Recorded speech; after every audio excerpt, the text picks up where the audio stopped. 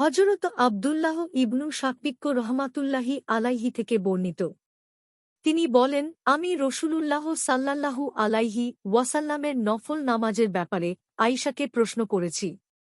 আয়েশা রাদিয়াল্লাহু তাআলা আনহা বলেছেন, রসূলুল্লাহ সাল্লাল্লাহু আলাইহি ওয়াসাল্লাম প্রথমে আমার ঘরে জোহরের পূর্বে ৪ রাকাত নামাজ আদায় করতেন। তারপর মসজিদে যেতেন। সেখানে লোকেদের নিয়ে জামাতে জোহরের ফরজ নামাজ আদায় করতেন।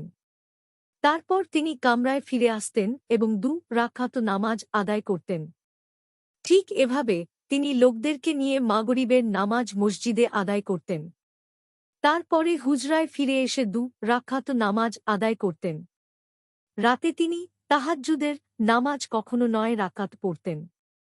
এর মাঝে বিতরের সালাতও শামিল ছিল। আর রাতে তিনি দীর্ঘ সময় দাঁড়িয়ে ও দীর্ঘ সময় বসে বসে নামাজ আদায় করতেন।